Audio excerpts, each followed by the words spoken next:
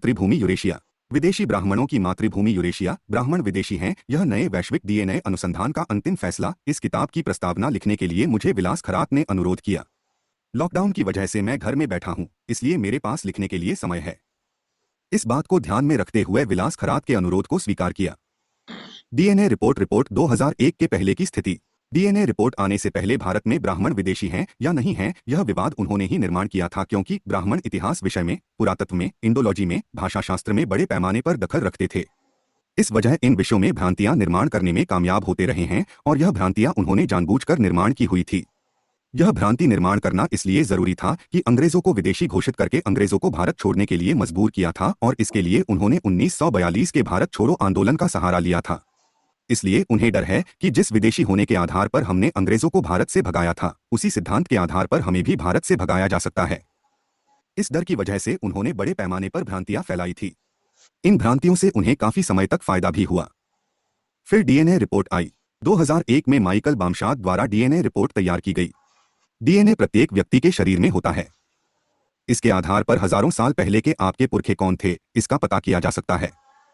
Michael बामशाद ने सारी दुनिया के लोगों का डीएनए इकट्ठा किया और ब्राह्मण, क्षत्रिय और वैश्यों का डीएनए सारी दुनिया से मिलाया, तो पता चला कि ब्राह्मणों का डीएनए यूरेशिया के लोगों से मिलता है, और इससे सिद्ध हुआ कि ब्राह्मण भारत के मूल निवासी नहीं हैं।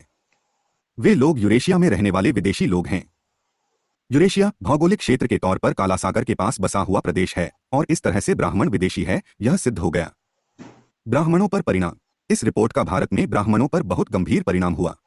2004 में गैर ब्राह्मण सरदार को, जिसका नाम मनमोहन सिंह था, उसको प्रधानमंत्री बनाया, जबकि प्रधानमंत्री के लिए सबसे ज्यादा योग्य व्यक्ति प्रणब मुखर्जी थे, मगर बंगाली ब्राह्मण थे।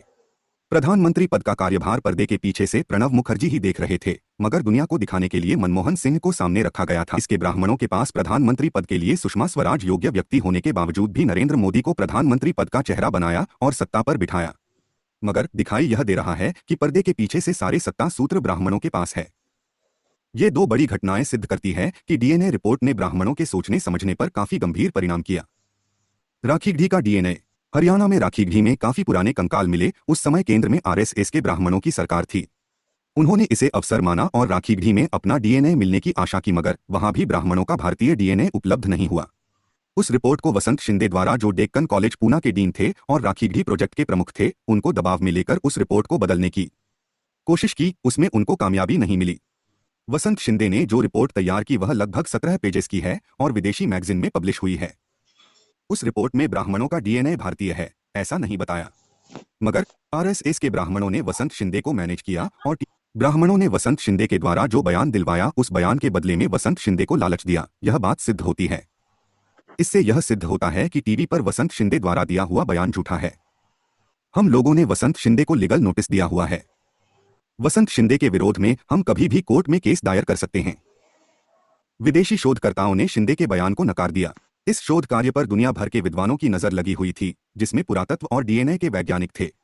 जब वसंत शिंदे ने ऐसा झूठ बयान दिया तो दुनिया के 100 से ज्यादा डीएनए वैज्ञानिकों ने वसंत शिंदे की बात को नकार दिया। ब्राह्मणों के लिए यह बात बहुत धक्कादायक थी। ऐसी स्थिति में भारत में ब्राह्मणों की सामाजिक राजनीतिक स्थिति बड़े पैमाने पर डावाडोल हो सकती है, ऐसा खतरा ब्राह्मणों को महसूस हुआ। वसंत शिंदे के बयान को नकार देने के लिए 100 से ज्यादा लोगों ने जो बयान दिया वह ब्राह्मणों के लिए बहुत खतरनाक है। उनका कहना है कि यूरेशिया के जिन लोगों ने यूरोप में हिंसा का तांडव किया, उन्हीं लोगों ने भारत में भी हिंसा का तांडव किया। वहां की संस्कृति को, लोगों को हिंसा के द्वारा तहस नहस किया। यह बातें उन्होंने शोध में जो सामने लाई वह बहुत ही भयंकर बातें हैं। इससे सिद्ध होता है कि भारत में ब्राह्मणों का वर्चस्व हिंसा की वजह से है। हिंसा के द्वारा यह वर्चस्व स्थापित किया है। केवल प्राचीन समय में सिंधु घाटी की सभ्यता को ही नष्ट नहीं किया, बल्कि उस संस्कृति को और शांति प्रिय लोगों को भी नष्ट किया। बाद में बुद्ध की क्रांति के बाद जो मूल निवासियों ने अपना साम्राज्य चंद्रगुप्त मौर्य और सम्राट अशोक मौर्य के द्वारा विशाल साम्राज्य स्थापित किया और भारत की दुनिया में महान बनाया, उस साम्राज्य को भी हिंसा के द्वारा नष्ट किया। और यह बात सम्राट बृहद्रथ मौर्य की हत्या पुष्यमित्र शुंग के द्वारा की गई, इससे स्पष्ट होता है। इस उदाहरण से सिद्ध होता है कि इसके द्वारा भारत के मूल निवासियों पर इस प्रतिक्रांति के बाद वर्ण व्यवस्था, जाति व्यवस्था, अस्पृश्यता, 52% ओबीसी पर शूद्रत्व थोपा जाना, नॉमेडिक ट्राइब्स के लोगों को बहिष्कृत करना और आदिवासियों को जंगलों में रहने को मजबूर करना और महिलाओं को दास बनाना संभव हुआ। यह व्यवस्था हिंसा के द्वारा भारतीय लोगों पर थोपी गई व्यवस्था है।